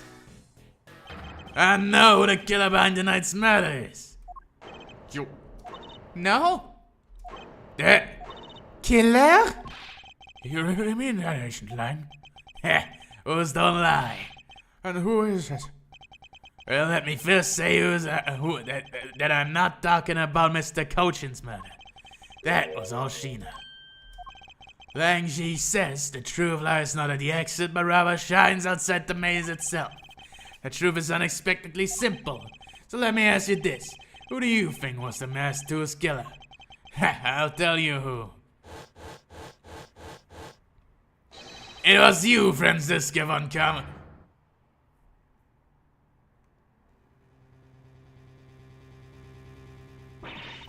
I was der Killer, du Schweinhund, du dreckiger Drecksdepp, auf wie fucking kleiner Pisser. Hey, wait, that's impossible. Yeah. Although that web is actually quite... Yeah! Hold your tongue and that ludicrous remark you were about to make. This man is a Drecksdepp, an absolute fool, ein Idiot des letzten Grades. Agent Lang, are you seriously accusing her of murder? Yeah, I am. Doesn't appear to be joking. Hey, sis, I remember that just before Ambassador was to give his speech. He called you into his office, right? Yes, he did, but what does that have to do with anything? I'm getting to that. Furthermore, in order to solve both cases, you moved around rather freely between the Alabaster and the bar, didn't you not? And where is your evidence that I am the killer? Ha! Just getting to that. Trust me, I'll show him to you in due time. Ambassador Elba, in order for me to bring this case to a close, I'll need to inspect your office one more time. Will you grant me permission? Things as they are, I suppose I don't have much of a choice, do I? Good, then let's move out. And don't even think about running away, sis. My pack will keep a close eye on you, and you better bottom your dollar on that. Es ist einfach any reason to flee. But you just we're clear, your logic better be sound. Because I'll accept nothing short of a perfect explanation. She seems rather upset, not that I blame her. I expected you to accept no less. But you'll see how long you can keep up that nose of yours stuck in the air like that. Agent Lang, as someone related to tonight's case, I request that you allow me to take part. And so that I may clean up my superior's mess. I guess I should. The more the merrier, especially when it's the peanut gallery. In that case, I want to join in too. I still haven't seen her that looks like an alabaster yet. If that K in, then you gotta let me in too, pal. Can't sit around and do nothing when Miss Van Kammer's in trouble. Hey, Gabby, let's have a competition to see who can save her first, okay? Okay, I'll take you up on that. Yeah, I'm fired up and ready to go. As a detective, I don't believe this is something you're supposed to be excited over. Sounds like it's gonna be real interesting. Ambassador Elba, how we bring these kids along with their eye. Very well. But I'd like to keep in mind that this will be your last chance. I'll have this whole mess cleaned up before you know it. Now let's go.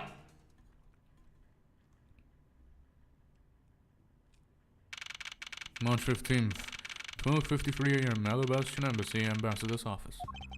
Okay, now let's first go over the facts one more time. Manny Gochen's body was found over in Secretariat's office in Babal. The weapon of his life was one of Alabast's ornament knives. And then the body of the mask too, Mr. Kashino, was found here in the Alabastian ambassador's office. Through the investigation, we found that the murder weapon was the Primidoc statue. And that is actually Babal's statue. This case, no matter how I look at it, sis, if it wasn't you, then there's no one else who could have pulled this off. Shut your fucking mouth! Agent Lang, do you understand the full implications of what you are saying? Of course I do, sis, and I'm serious. If you were on the trail of the smuggling ring, and you wanted any evidence that you could find, and so while people were distracted by the Allegoras's appearance, you snuck in here.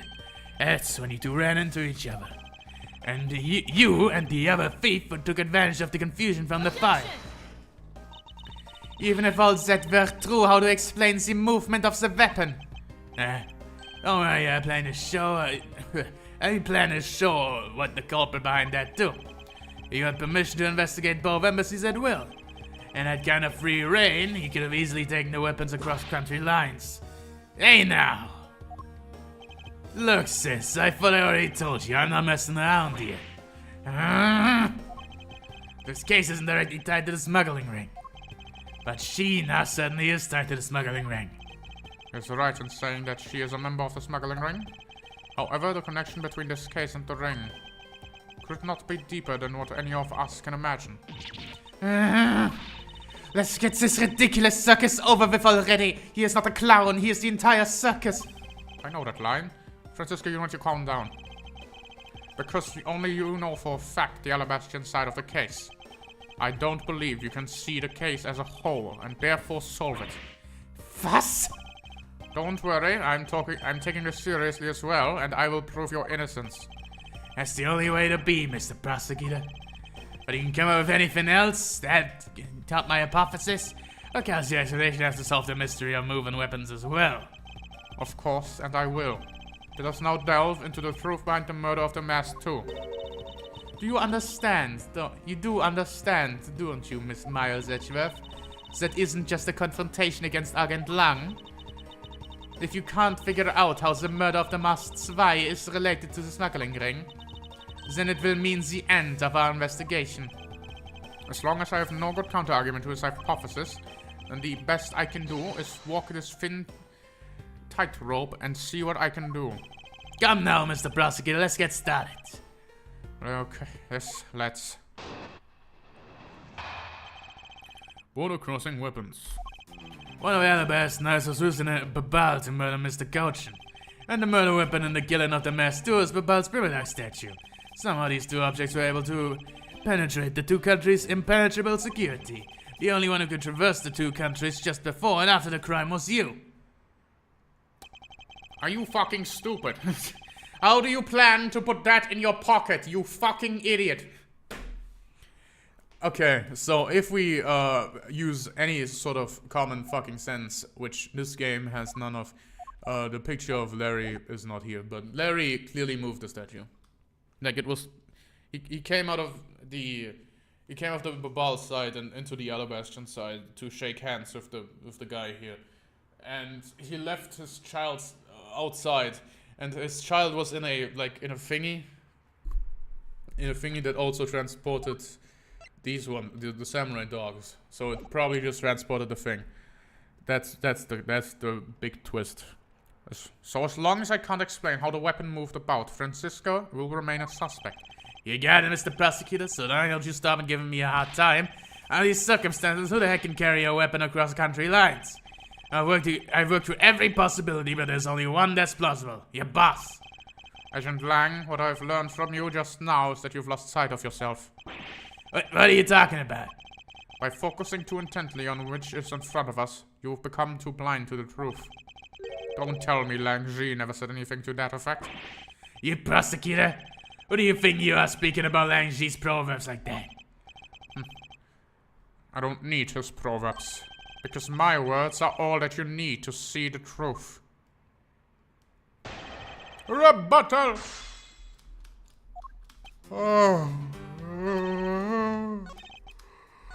The only one who traversed the 2 countries, no.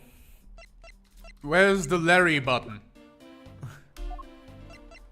Present. You can't present fucking testimony in this game, profiles in this game for some reason, unless it directly tells you to, but it's so stupid.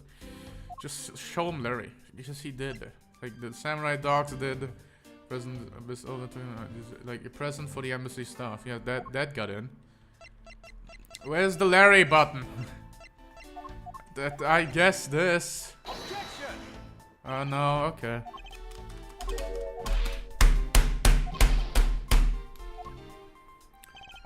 I'm taking out a guide because it's very obvious what the fucking thing is about. Episode 5, yeah. Zoom in a piece of...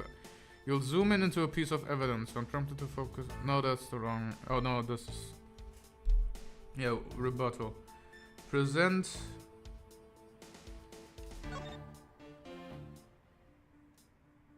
What? Why? Why? Objection! No, that's just stupid. My thing is just way better. What? What are you on about?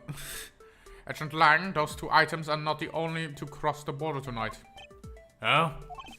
The Master was killed with the Babalese Primiduck statue, yes. But if that's the case, then tell me, where did the Alabaster Primiduck statue go? To the bar. Precisely. And if the 2 statues really were switched, then this means that both statues were smuggled across the border at some point. Which means that a total of 3 items were smuggled across the embassies. Kill yourself. That is not an argument. I guess so. But you know what? It doesn't matter the number of items, only that this is the only one who could have done it. Because the only person who went back and forth between Alabaster and Nevada said, no! Fucking isn't. This case is so shit. It's insane. Is it really true? No, it's not, you fucking dumbass. Shut the fuck up. Actually, there was definitely another person who paid a visit to both sides as well. Objection! Is that really so, Agent Lang? Well, life's the time trying to bluff your way out of this. I checked out what the guards said along with the security camera's footage. You're not going to overturn my hypothesis that easily. It's in the background. It's right here. He is literally right here. Shut your dog ass up. He's evolved. Oh, sorry. Shut your wolf ass up. This is so fucking stupid. But suppose there was another way other than through the theater doors. Another day. The other entity that managed to cross the border unharmed, if I pointed out, it would open up a whole new possibility. And though I hesitate to bring this out, as long as this entity exists, impossible road becomes a possibility. It looks like you got some clever idea in mind.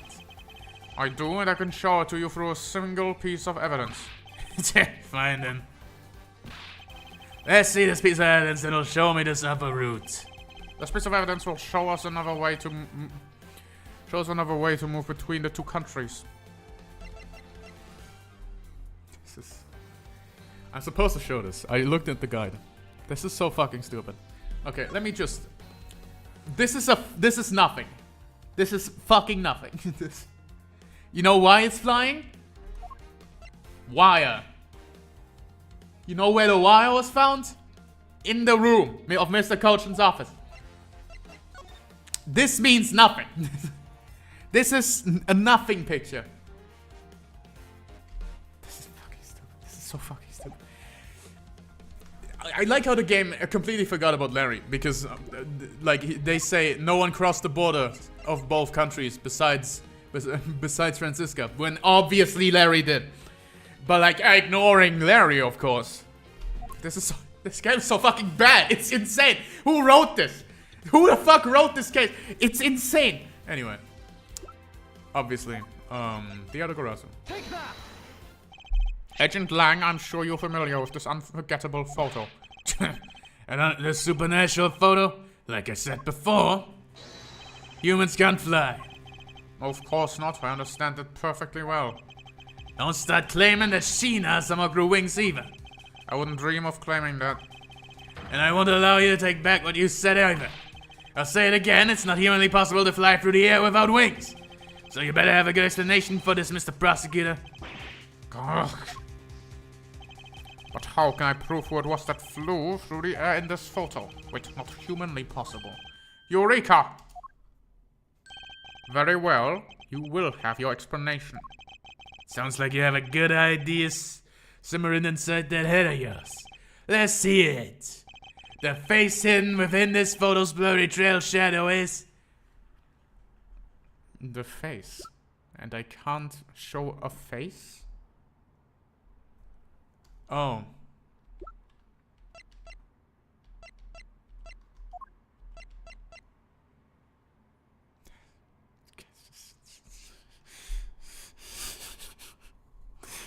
This game was written by a 5-year-old. There's no other way. There's no fucking way. Take that! Naturally, the shadow is the third smuggled item. The pyramid-like statue's replica. You can't be serious. The Atagarasu, or whatever Callisto you dressed it, was inside the bubble. She dressed like a statue in clothes. Ah, Mr. Prosecutor. You let out a very crucial bit in your explanation. I know I did. She launched it through the air? Ha! And how exactly did she do that? He's literally bugging his face at me. But he has a point. How exactly did it move through the air like that? As long as this remains unsolved, we won't be able to move any closer to the truth.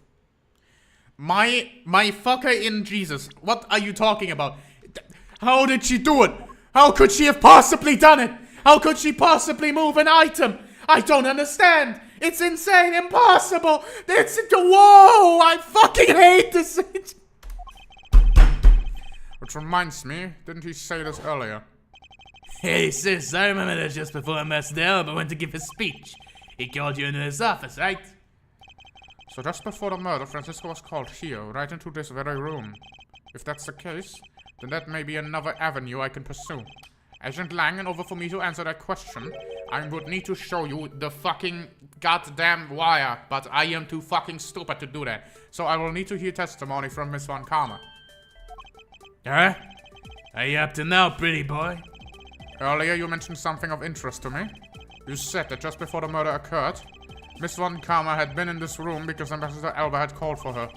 And for that reason alone, you believe her to be the killer. Yeah, I guess I did say something like that. In that case, I believe it is my duty to ask her what her side of the story is. You really think a criminal will tell us the honest truth? How dare you! I have said it numerous times there is no proof that I am the killer. Miles Edgeworth, don't tell me you suspect me as well. I don't. However, I can't ignore the fact that you were in this room at one point in time. Which is why I would like to hear about it from you. Yeah. Franziska, I feel that I still don't have enough information. Which is why your testimony is incredibly important to the outcome of this case. Alright. So, what would you like me to talk about? I'd like to please testify to your movements up until you came into this room. Alright, try this your way for change. But if what she has to say turns out to be a waste of time, I'll place her under arrest faster you can howl no! As you wish. Movements and alibis. The longer this case goes on, the worse it fucking gets. It's insane. Like, I think what happened in this case when they wrote it is they didn't figure out how to write a good final case because they've never done it before because, you know, they're 5 years old. And so they just decided, hey, if it's a final case, it has to be as big as possible. And we can't have just, you know, one murder. So how do we top one murder in a final case? I know, 2 murders. And with 2 murders, we're gonna be so cool.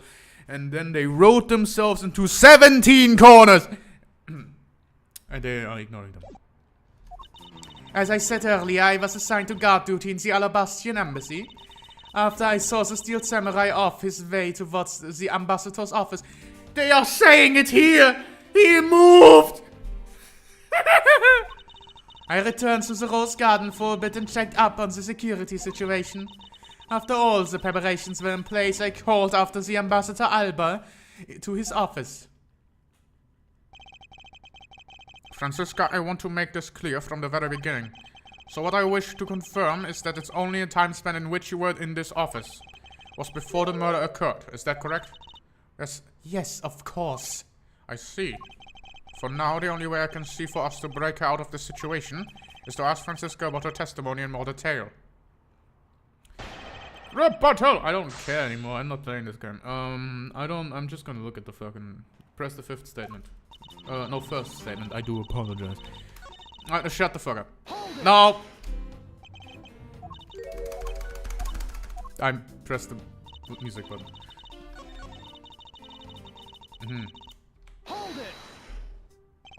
I thought your duty was to fact find anything you could about the smuggling ring.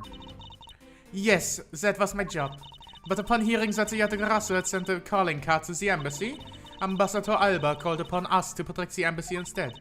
That incident 7 years ago, or have you forgotten that happened here back then? Anything related to the case we were involved in appears to be rather painful to her. It's not exactly one I can readily forget myself. It looks like you remember the case after all. Of course I know. I inspected every location, every possible escape route, and every aspect of police security detail. I did that. Then after that... What?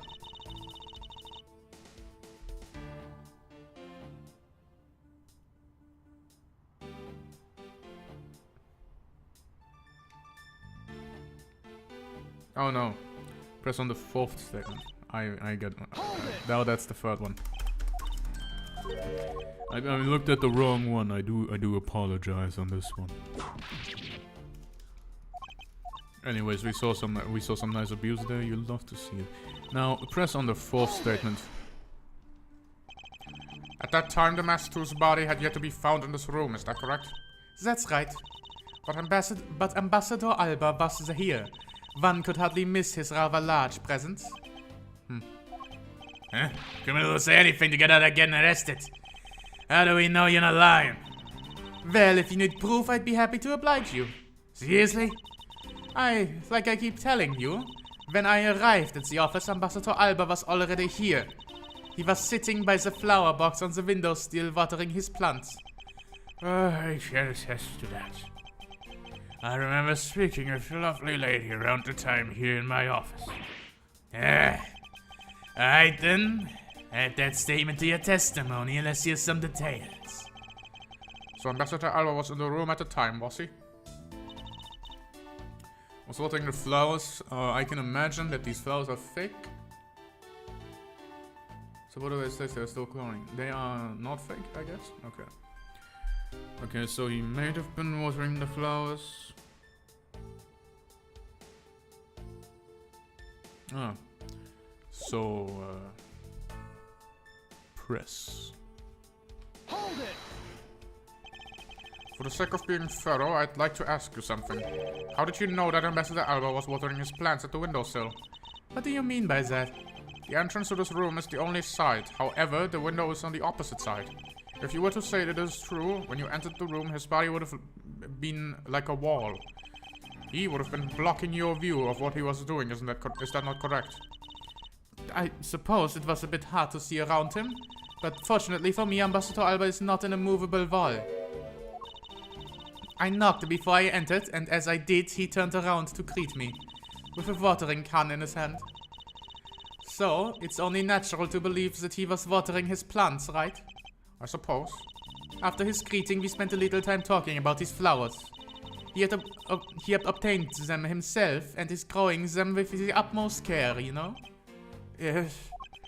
The plants in this room, they are like my children. The passion flowers in the flower box on the windowsill are growing beautifully too. All 4 of them are in full bloom. Miss Von Karma, what did you say just now? I said the flowers are growing beautifully. What about that statement did you not understand? do I not understand? I don't understand why a certain thing is the way it is. I'd like for you to append your statement of your testimony. Very well. They're in full bloom, which they are not, because they are still, Tudor flowers in bloom, not full bloom. Objection! Francisca, for some odd reason, the testimony contradicts with this piece of evidence. It does appear that way. Ha! I knew it. I knew we couldn't trust your word, sis. Miss Edgeworth, what are you doing discrediting Miss Van Kammen like this? Yes, sir. If you keep this up, she's gonna get taken away, sir. Yeah. All I've done is state what I saw. I have not made a single mistake in my testimony, and for this I am still under suspicion for murder. Is this the number of flowers really that important in this juncture, Miles? At the very least, this contradiction that is an enigmatic case. Oh, I'm stupid. She said 3 and it's 2. I'm just fucking stupid. Yeah, okay, fair enough. In bloom is the same as full bloom. I'm fucking stupid. At the very least, it's a contradiction in this enigmatic case. One that I find hard to dismiss as irrelevant. Ha! Then let's hear, Mr. Prosecutor. What does the number of flowers have to do with anything? What is the proof? I believe the answer to that will become clear if we were to examine that flower box. How did this contradiction come about? There must be something behind this discrepancy. My beloved flowers. I've grown them with utmost care. So I ask that you please be gentle with them as you examine them, Mr. Edgeworth. I understand. I won't rest until I've found a new fucking line. This patch of soil looks as though it had something removed from it. Heh, what are you doing, Mr. Prosecutor? Why'd you clam up all of a sudden? I'm still here waiting for an explanation, you know? Did you know, Agent Lang? Flowers are best appreciated in silence. Looks like 2 were pulled from the flower box. Really? Are we not done here? I guess not. This watering can has a rather robust design. Mr. Edgeworth, why are you telling us the stuff we can surely clean for ourselves? Plus, if you keep wasting time talking about it like that, Miss Van Kammen is gonna get arrested. Better examine something else. The name of these flowers, I believe they're called passion flowers. Despite being called flowers, they're actually a species of vine. They appear to be growing well and are well supported by the plant supports. Yeah, but no matter how long I look at it, it looks like there are only 2 of them here to me. You realize, don't you, sis? Your little eye has failed you. Miles Edgeworth, hurry up and shut this man up for me already. I suppose I will need to use some evidence to shut him up, won't I? I guess. I believe I have just the piece of evidence you require. Maybe. Okay, so present the version, examine the flowers to show evidence, and then Do you? But like, what I don't understand is why she would lie about the number of flowers. And like why this is like such a big deal. Because it isn't. It's just a small inconsistency and this man is treating it like a giant breakthrough in the case. This is so fucking stupid. Like, hold on, do I still have him as a thumbnail? Yeah, 0 IQ, idiot, still dumbass. My thumbnail is being very true right now. You have such confidence in your face so you can't play it, but I already doubt it'll last until the end. You howl like a wolf, Agent Lang. But we'll see if you have any bite to back up that bark you see after the evidence. The truth the passion flowers reveal can be seen in this piece of evidence. The chopsticks. Sheena, who was supposedly in Babal the entire time, had these hair sticks on her. That looks exactly like the plant supports in this flower box. In other words, I believe it can be said that these hair sticks are in actuality support sticks for passion flowers. Heh, and so what? Is it really all that important to the case? Of course it is. It means that we found yet another item that was smuggled between the countries tonight. There. Think about it logically, Agent Lang. These sticks were originally in alabaster, but somehow they wound up in Sheena's hands, who was in Babal the whole night. So make no mistake, these sticks were smuggled somehow, just like the knife and the statue. Very well then. I want to hear from you exactly how they wound up in Babal. Get pinged on Discord. By my boss. Alright. Nothing too important.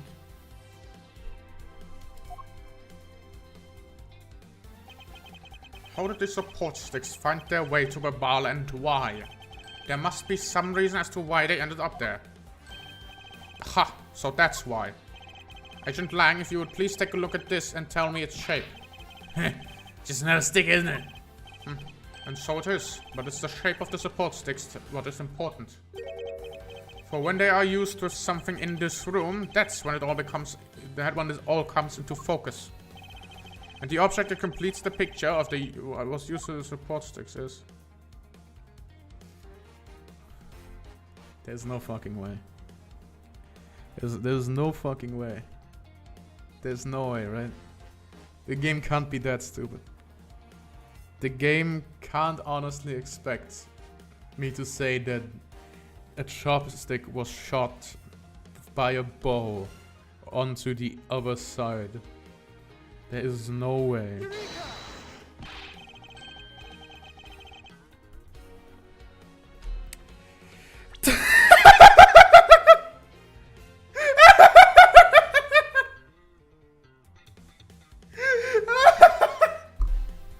That's so fucking stupid!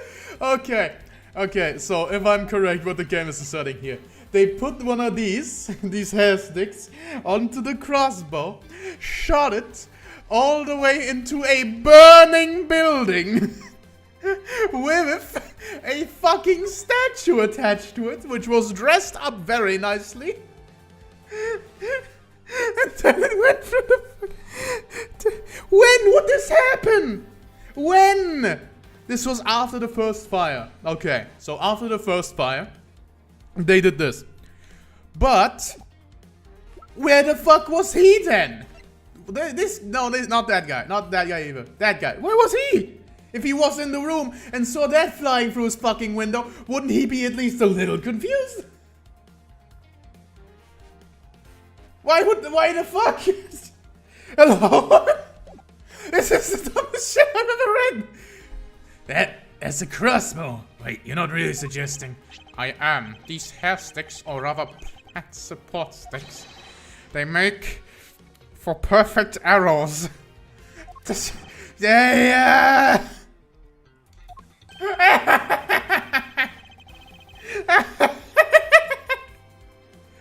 Darn it, I found a common thread that connects. But this thread has yet to be completely untangled. Even after using the arrows, how does this explain how the statues were transported? Furthermore, who could it have been who fired these sticks as arrows? There must be a common thread that ties all these things together. Mr. Prosecutor, hold up a second. You do realize what happened when you tied a statue to an arrow, right? They don't fly at all. Border Crossing Part 2. So Babal's statue was draped in the Yellowgrass's clothes and was shot over there. Even if you find the arrows from the side, they wouldn't go far with the statue tied to them. I don't think I need to tell you that the primitive statues don't sprout wings.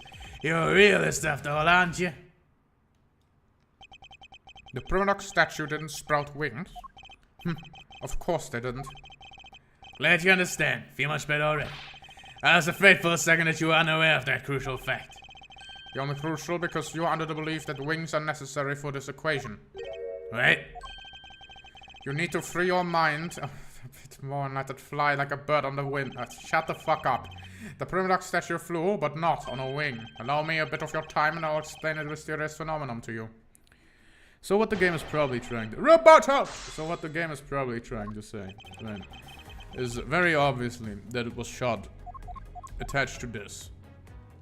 And that the reason it didn't just make the arrow not fly is because it's... because it's hollow inside. That's so fucking stupid. Still wouldn't fly. It still wouldn't fly. It's just dumbest fucking shit. Oh my fucking god. Movement in Alabama. Press the fourth statement. No, this is the wrong one. Press the first statement, sorry. Hold it! But that incredible scene just happened to have been caught on film, resulting in this photo. Heh, and what an incredible scene it was. This photo was taken by a freelance photojournalist, right? Yes, so I hear. And not every photojournalist is known to be honest, right? Especially not the ones that sell photos and spirits of giant creatures and tabloids. Yes, I know what you mean. I've seen those sorts of photos many times in court. But there have been times when these photos have turned out to be telling the truth. If you ever had stood in a court of law, you would know that it's entirely plausible. Ha! You really believe this stuff you're spewing right now? A courtroom selling is a strange experience, so that we say is true. There really is something odd about the photo, no matter how you look at it. Hold it! But we are in agreement that the arrow by itself would reach the other side, correct? But just the arrow by itself is pretty meaningless, don't you think, Mr. Prosecutor? Because the things you wanted to smuggle were a lot bigger than nothing. No, that's not necessarily true. Hold on. Oh, no. I now get it. I get it now. I was the stupid one. The arrow itself flew alone to the other side with the rope attached.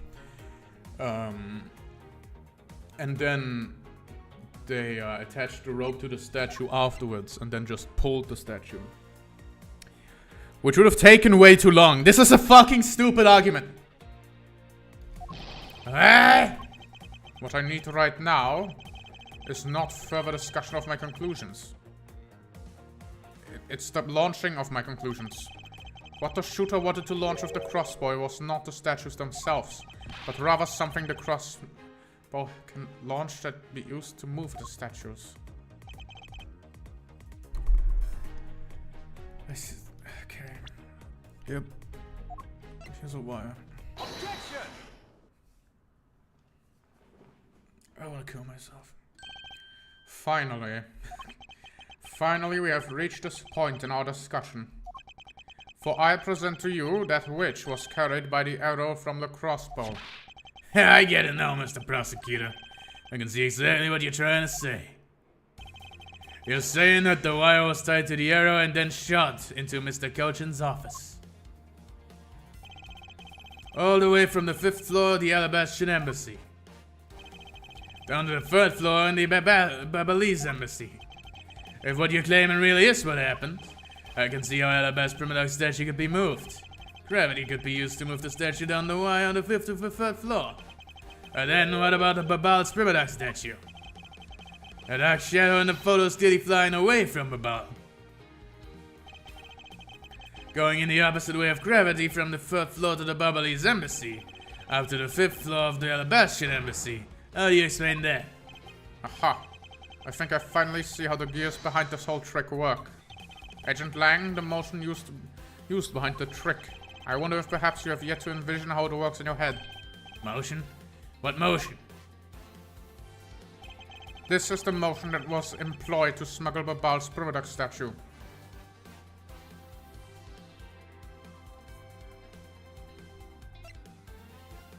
There's no way, right? None of these make any sense, I would like to point out. And a lot more people than one person should have seen this.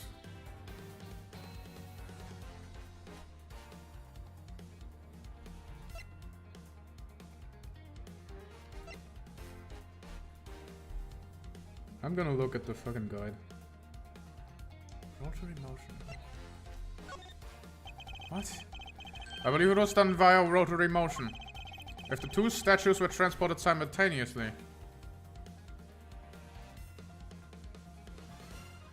No! No! No! No! Also, where's the fucking wire in the photo? One, where's the fucking wire in the photo? Because it should be clearly visible considering it is fucking white. Two, There's not two, there's one. They clearly did not move simultaneously, since the photo of this one was made over the bubbly side. No, the error fuck you side. And so naturally, the other one should be in the photo on the right side. They weren't moved simultaneously.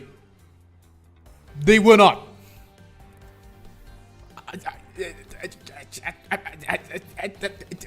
3-year-olds wrote this. It's going down in age. Fuck you. This doesn't make any fucking sense. Who the fuck wrote this? Why did Shu Takumi let his fucking 3-year-old child walk into the room and then sprit it all over this goddamn case? What the fuck is going on? Sure. Yeah, thank you. Simultaneously, get real. The statues would collide somewhere along the way. Did you ever say that there was only one line of wire between the two offices? How long is the fucking wire? It's just a good length.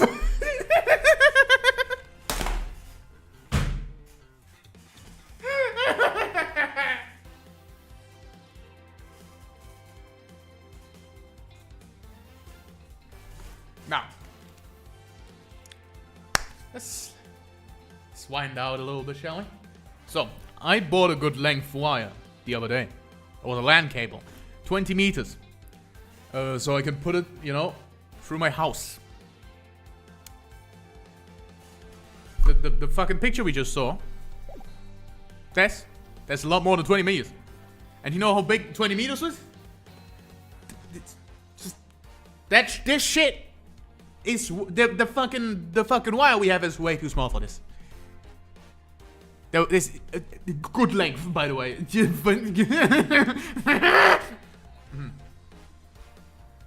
If you shot an arrow with two ends of a wire tied to it, a circular belt can be formed. This is the dumbest shit I've ever read in my life. Lang Shi says, don't object and call a success or what is beyond reasonability. Thank you.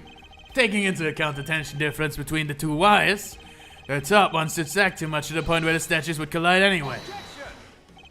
Agent Lang, as you know, the primitive statue is a one-of-a-kind national treasure, and the fact that Babal's statue is a hollow replica of the real statue, it would naturally be lighter than the... Just shut the fuck up, Edgeworth. Because it's hollow doesn't mean it doesn't weigh anything. It would still sag. You sag of cum. What are you talking about? This is the worst case of all time. This is the worst case of all time. I can see the gears turning in his stupid fucking brain, but the stupid fucking brain is currently fucking dying of alcohol poisoning because he had a little too much fun with Dick Gumshoe last night. What? Angie says, "You fucking stupid!" Here's what I believe happened. Kill yourself. Miss Yu and her mystery co-conspirators set themselves up in two different rooms. The co-conspirator bridged the rooms by shooting the two ends of the wire down with one arrow. The two of them covered the statue and succeeded to transport the statues. After the switch had completed, another arrow was fired, carrying the other end of the wire down to the bow where it was disposed of. And to do that, Miss Yu hid it inside the grandfather clock. QED. What?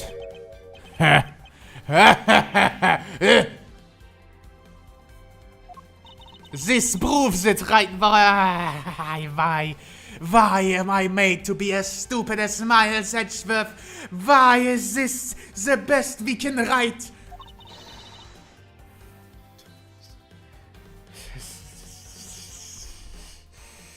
It's 2-hour mark. I can leave, right? I can leave. Please. I can leave. This is the worst Ace Attorney case of all time. This is somehow worse than Apollo Justice Episode 1. It's insane. before this point, all that was bad about the game was the dialogue writing, because the dialogue writing is absolutely horrendous in that investigation for some goddamn reason. So that was the horrendous part in the investigations games. But now the case is just fucking shit. It's insane to me. How can you write a final case of this quality where you basically do absolutely nothing besides say, oh, I wonder how I can top other final cases. Oh, I know, by rising the stakes. How can these stakes rise from 1 killer? Naturally, 2 killers.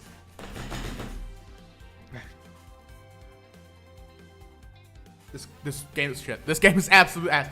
I'm not playing it to the end. Fuck you. No. I'm not doing anything more of this.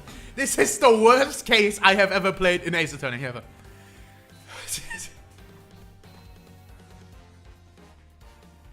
I'm trying to desperately convince myself that, yes, I should still play this game to the end, because I spent so many hours doing it. But no!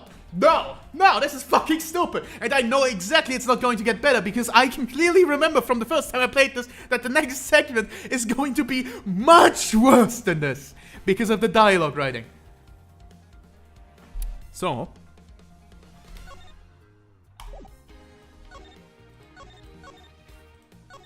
I'm gonna say, in case in a few years I can come back. But for now,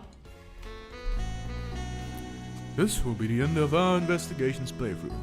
Because frankly, this is single-handedly the worst game I've ever goddamn played.